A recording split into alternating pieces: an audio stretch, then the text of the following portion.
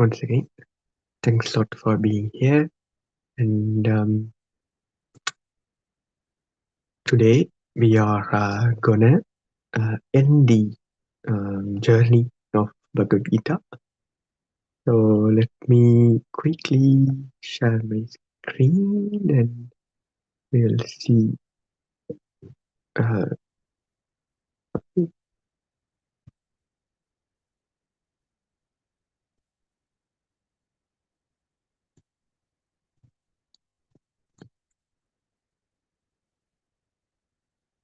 yeah, yeah. So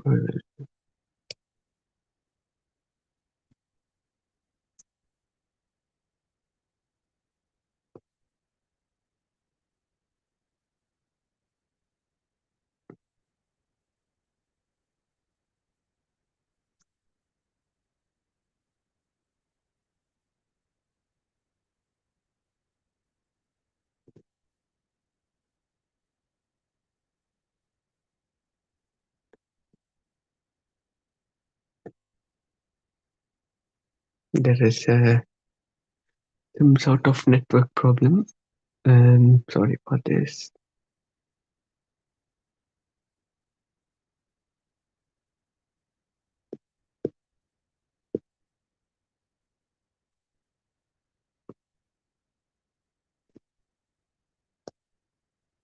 Anyway, I think we are able to see the screen, but it's not turning properly. I'm not sure.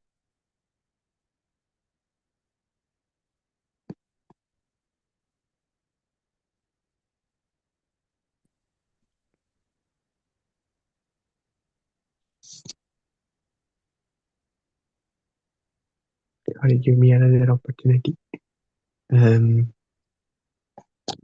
That's okay. Yeah, if you like expand it, maybe then I tried to expand it from on my screen and I was able to read.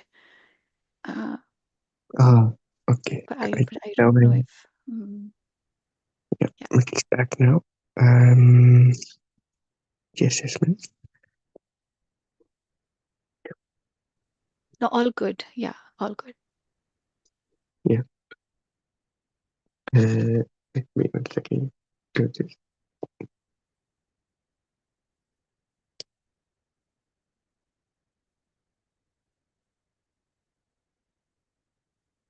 Yeah. So this is where we left yesterday.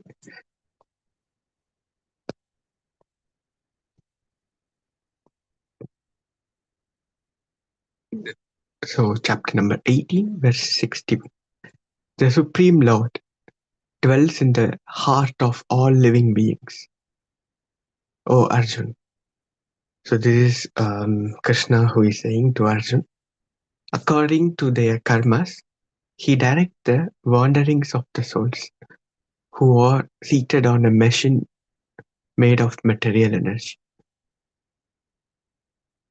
Surrender exclusively unto him with your whole being.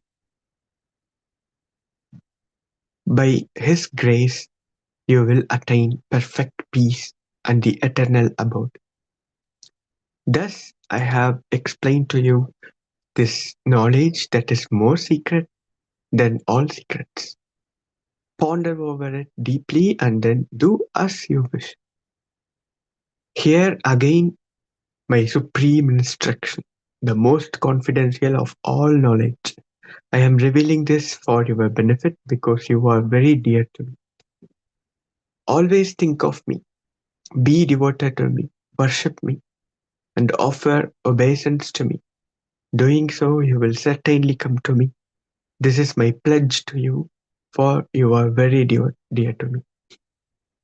So these are all kind of the final, conversation that Krishna is having with Arjuna in terms of Bhagavad Gita that he really wanted to give to the humanity. So we went through a lot and lots of wisdom.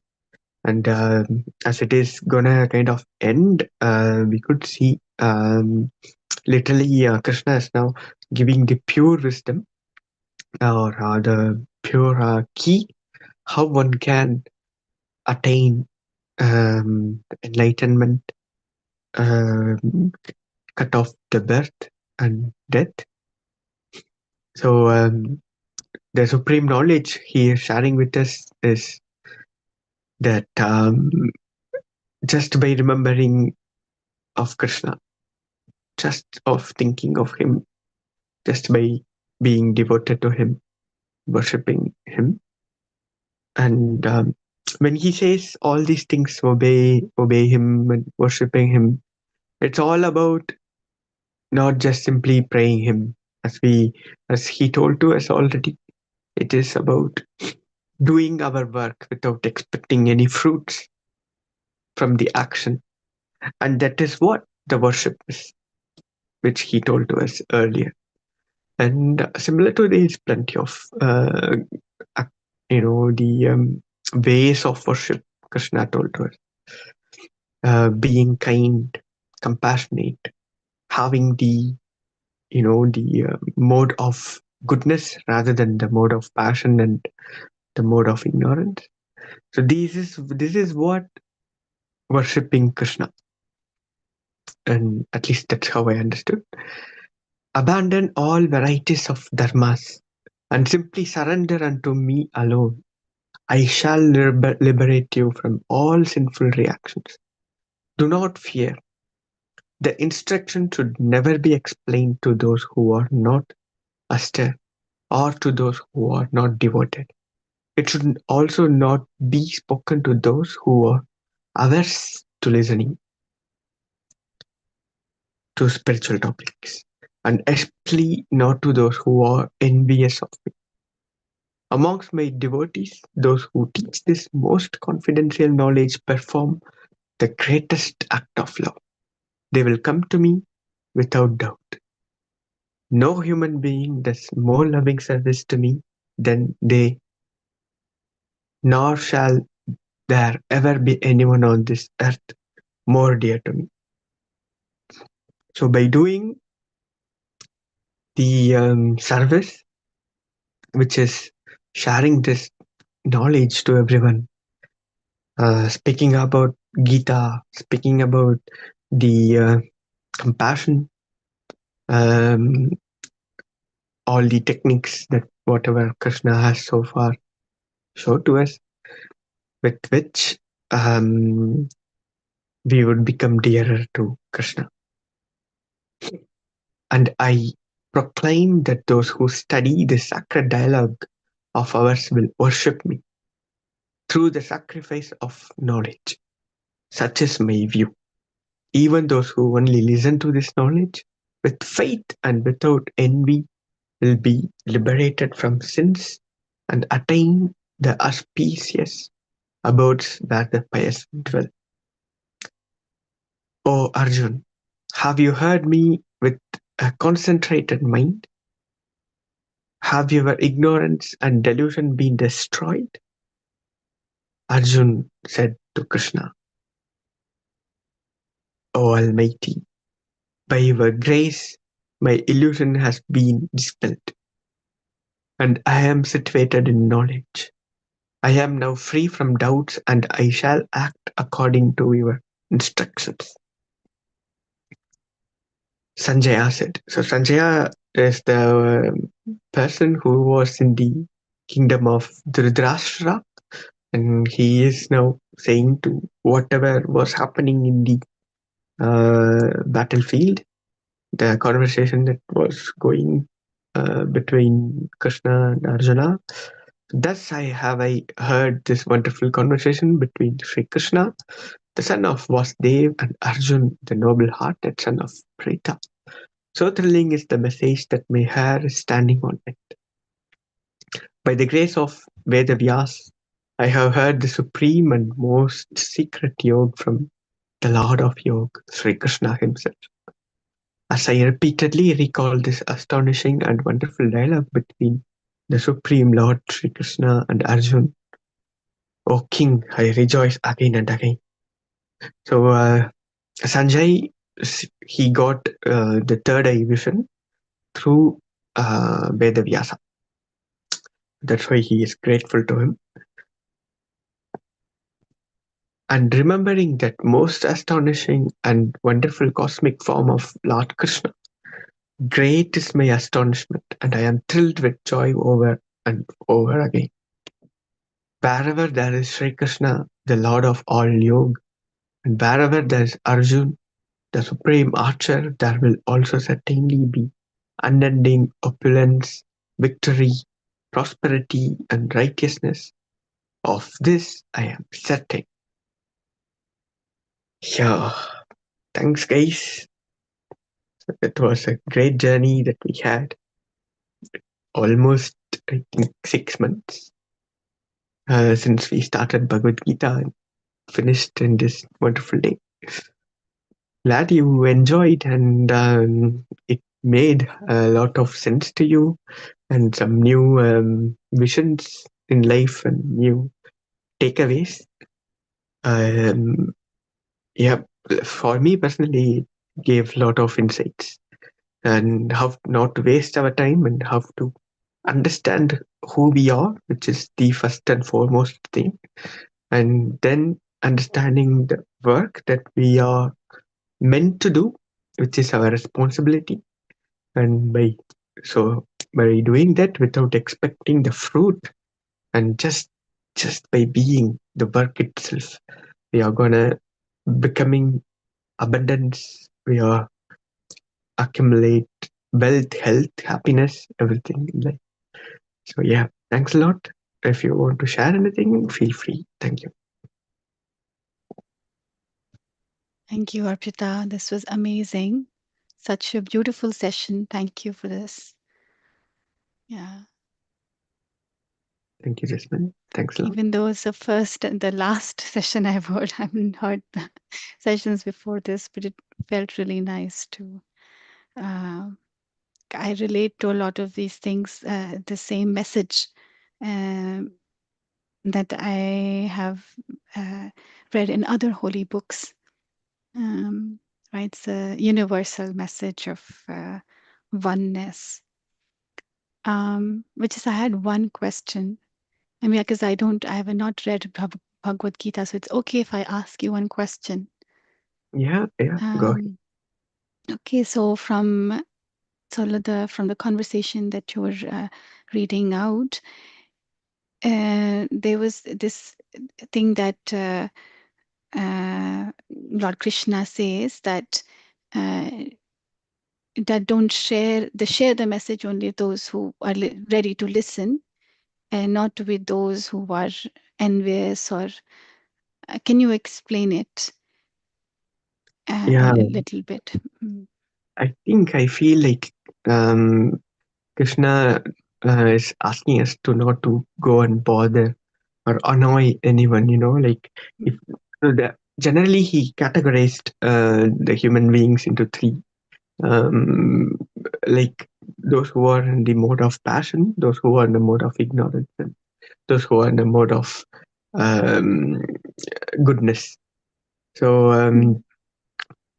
if they are obviously in the mode of ignorance, it's not right time for them to get this message as of now. Mm. Maybe they will eventually come across this message in some births. So we just want to know to whom we are supposed to share, and um, it's not our duty, to interfere in um, all these beings, and we have to respect their freedom. Yeah, Mm. that's Yeah, what. I remember. Kind of, I relate to it, and I used to. I can remember, like when I was studying it. I was in the U.S. and I was studying, and I remember that I had a lot of my peers who were uh, like non-practicing, like non-believers. I remember trying to like just explain that I do believe in the Almighty, and that would lead to like I remember one time somebody said, and that led to a lot of debate. That did not include me, but I realized the same thing, that oh my God, because they went to very long lengths to explain that the their understanding in non-existence. They were so passionate about convincing everybody in the fact that there's nothing.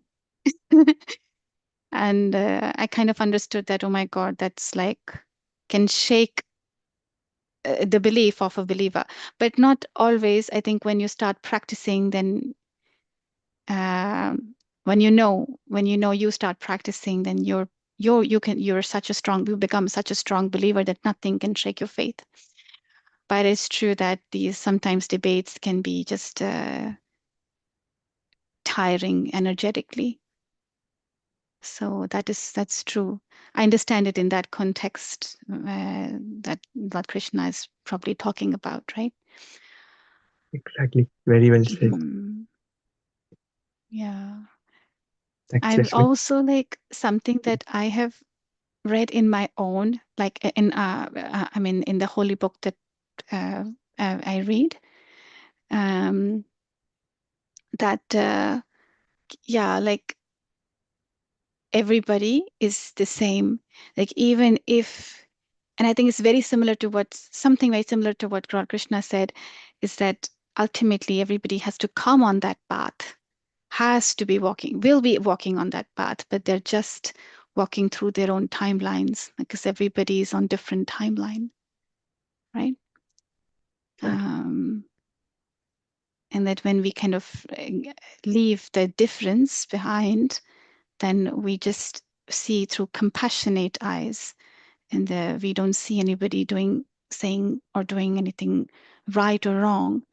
It's simply uh, the soul level that they're at, right?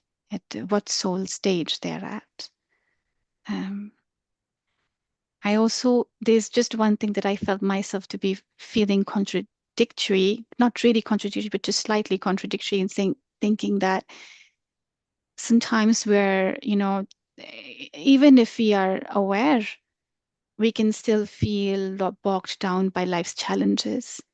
And there are momentary lapses where we feel, that we're not able to, that we kind of reject the love that we're getting from the universe, but only because our soul is actually asking for help. So, in that moment, when someone comes along and simply gently gives you a hug and tells you, you know what, everything's going to be fine, and that you don't have to reject the love, you don't have to stop believing because of one little obstacle or one problem, things will come back to being fine, right? And that person's belief returns. I truly feel that everything is about love. And when you really know how to inculcate self love, and if somebody comes along when you're lost to help you do that in your hard times, you come back to that path or you find the right path, you know? Um, and then as I feel like as light workers, it's our responsibility to at least give it one try. If it works, you can change somebody, transform somebody's life. If it not, then you be patient and let them come back, in their own time. Anyway, that's just my understanding. No, uh, my lesson actually in my own life that I have learned. Thank Wonderful. you. Thank you. Nice, Arpita. I think since it's the last day of Bhagavad Gita, so Jasmine has came to give a like summarize and a lot of insights and a lot of wonderful thing. I think like this day, things has to happen this way. It has been a wonderful day throughout this session. Yeah, it's more enjoyable. Yeah, and thanks for the effort you have put to share this Bhagavad Gita, all these chapters. That's a nice one. Thanks, Arpita. Yeah, thank you. Thank you so much, Jagrana, for the contribution you also did. tirelessly you were sharing your wisdom as well. And almost every day, all the sessions you were there. So thanks for that contribution as well. Thank you. Yeah. Thank Okay, you guys. so much. This just lovely session. Thank you so much, Arpita and Jagan. Thank you. Thank you. Thank you. Have a wonderful night. Yeah. Bye bye. Good night.